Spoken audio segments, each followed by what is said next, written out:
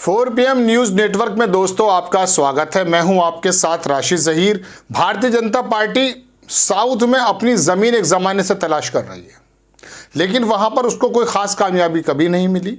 लेकिन अलबत्ता बंगाल में 2019 के इलेक्शन में भारतीय जनता पार्टी के नेताओं की आंखों में चमक उस समय बढ़ गई थी जब 18 लोकसभा की सीटें ममता बनर्जी से झटक कर उन्होंने अपने हिस्से में कर ली।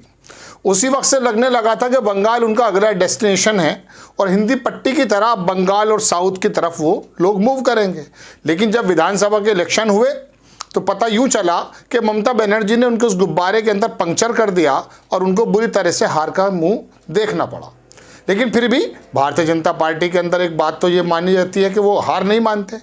उन्होंने उस ज़मीन को नरम करने की कोशिश की हिंदुत्व के नाम पर। अब जब 22 जनवरी में प्राण प्रतिष्ठा प्रोग्राम हो रहा है और भारतीय जनता पार्टी के नेताओं पर आरोप है कि वो किसी भी प्रकार से पूरे देश के हर व्यक्ति को राममय का माहौल महसूस कराना चाहते हैं, वो बताना चाहते हैं कि देखिए हम रामलला को लेकर आ गए हैं और हमें 2024 में आप लेकर आ जाइए। लेकिन ऐसे समय जब वो पूरे भारत में एक गोदी मीडिया के माध्यम से परपंच मान लीजिए या कुछ भी मान लीजिए कुछ कर रहे हैं, अपना एक माहौल बना रहे हैं, अपनी एक भूमिका बना रहे हैं। ममता बनर्जी ने कहा कि 22 जनवरी को सर्वधर्म यात्रा निकालेंगी। भारतीय जनता पार्टी के नेताओं को गुस्सा आ गया, कोर्ट भी चले गए और कहा कि बाबर के लोगों को लेकर घूमना चाहती हैं ये। अब हैरत की बात है कि बाबर के लोग कौन हैं? चूंकि आरिफ मोहम्मद खान तो अयोध्या के अंदर कह रहे हैं कि साहब हम तो राममय हो चुका है, तो क्या आरिफ मोहम्मद खान बाबर के आदमी हैं? या फिर जो बता रहे हैं कि वो लोग जो वहाँ पर बंगाल में ममता बनर्जी के साथ घूमेंगे वो बाबर के लोग हैं? हमने तो सुना था कि योगी आदित्यनाथ जी कह रहे थे कि बाबर अकबर के जो बच्चे हैं वो कोई रक्षा चला रहे हैं। लेकिन इतने सारे बच्चे कहाँ से आ गए ममता बनर्जी के पास बाबर के? आपको मैं पूरी खबर दिखाता हूँ। देखिए, आज तक ने भी छापा के सर्वधर्म यात्रा के नाम पर बंगाल में दंगा कराने की कोशिश, ममता बनर्जी पर बीजेपी का निशाना।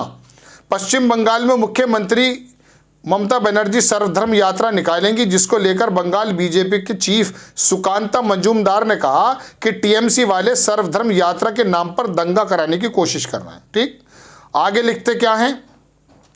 आगे लिखा है अखबार में दर्शकों, उन्होंने कहा कि बंगाल के ये लिखा है कि मजूमदार ने कहा कि 22 जनवरी के दिन टीएमसी की रैली के रूट के समाप्ति स्थल पार्क सर्कस होने की वजह से इनके मंसूबों को समझा जा सकता है। एक जगह लिखा है उन्होंने कि वहीं बंगाल में हिंसा को लेकर बीजेपी नेता ने कहा कि वो एकता क्या करेंगी, बंगाल में खून खराबा होता रहता है, राम आपको माफ़ नहीं करेंगे, राम आपको माफ़ नहीं करेंगे। हैरत की बात है कि राम जी इनके कानों में कह गए कि ममता बनर्जी के लोगों को माफ़ नहीं करेंगे। जो उत्पाती रास्ते में उतरकर दंगा करते हैं उनको जुलूस लेकर निकालेंगे। चिंता तो ये होती है कि दंगाई घुसपैठिया छोड़कर इनके पास कोई नहीं है, यही उनकी ताकत है, उसको बढ़ावा देकर रास्ते में निकाल रहे हैं। वहीं बीजेपी के जो चीफ हैं सुकांता मजूमदार, उन्होंने कहा कि टीएमसी वाले सर्वधर्म यात्रा के नाम पर बाबर के लोगों को साथ लेकर बंगाल में दंगा करने की कोशिश कर रहे हैं। बंगाल के जिस क्षेत्र में हिंदू अल्पसंख्यक है वहां पर बाबर के लोग राम मंदिर के प्राण प्रतिष्ठा उत्सव को मनाने के उनके कार्यक्रम में खलल डालेंगे। बाबर की सेना कौन सी है मालूम है दर्शकों? कुछ याद पड़ता है? 30% मुसलमान वहां पर हैं बंगाल में, उन्हें तो नहीं कह रहे बाबर के बच्चे ये। ममता ने बंगाल को जमात और उग्रवादियों का अड्डा बना दिया है। पश्चिम बंगाल की मुख्यमंत्री बनर्जी अयोध्या में 22 जनवरी के कार्यक्रम में शामिल नहीं हो रही हैं। इसे लेकर बीजेपी ने ममता पर निशाना साधा। बीजेपी नेता दिलीप घोष, ये वही हैं जो पहले इसी उनकी पार्टी में थे, वो राम मंदिर कार्यक्रम में नहीं जा रही हैं लेकिन यहाँ जुलूस निकालेंगी। अब बात यह है कि ममता बनर्जी तो पहले भी बोल चुकी कि ये जो प्राण प्रतिष्ठा का काम है ये दरअसल राजनीतिक लोगों का काम नहीं है, प्राण प्रतिष्ठा का काम नेताओं का नहीं है, ममता बनर्जी ने खुद कहा है।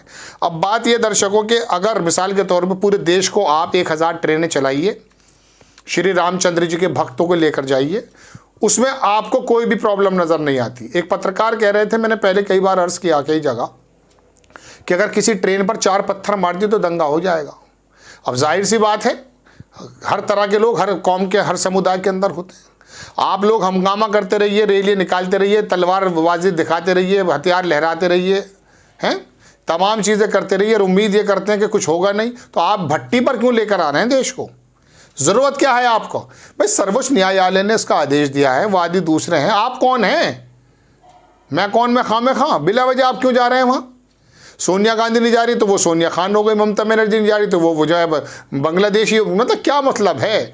आप जो नेता कह रहे हैं कि आपका काम नहीं है, आपने पूरे देश को अर्थव्यवस्था के एतबार पर तो फेस किया नहीं है, आप इन बातों पे लेकर आ रहे हैं। ममता बनर्जी ने इसमें पेश के गुब्बारे के अंदर ये उठाते हुए, पंचर लगाते हुए, इनका जो वो माहौल बनाने का कोशिश थी पूरे देश को, और उसके आधार पर 2024 में किसी प्रकार से जो है ना फ़ायदा लेने की कोशिश थी। उसका मसला ये है दर्शकों कि अब ममता बनर्जी ने उसमें पंचर कर दिया है, उसी बात से नाराज़गी है, कोर्ट चले गए साहब के ये यात्रा रोक दीजिए। अरे साहब, आप पूरे देश के अंदर कैसी कैसी यात्रा करा रहे हैं? आप भी तो रुक जाइए। आपका और मेरा काम अलग अलग है। पत्रकार का काम पत्रकारिता करना है, आपका काम है राजनीति करना। जो नीतियां बनाई हैं उसको ज़मीन पर उतर रही हैं, नहीं उतर रही है, तो कोर्ट का वादी का काम था, पंडित का काम था, साधु का काम था। आप दुनिया के सबसे बड़े पंडित बन गए साहब। चलिए, आपको खबर कैसी लगी अपनी राय कमेंट्स बॉक्स में ज़रूर दीजिए। चैनल को सब्सक्राइब कीजिए, शेयर कीजिए। नेक्स्ट टाइम मैं किसी खबर के साथ आता हूँ। जय हिंद।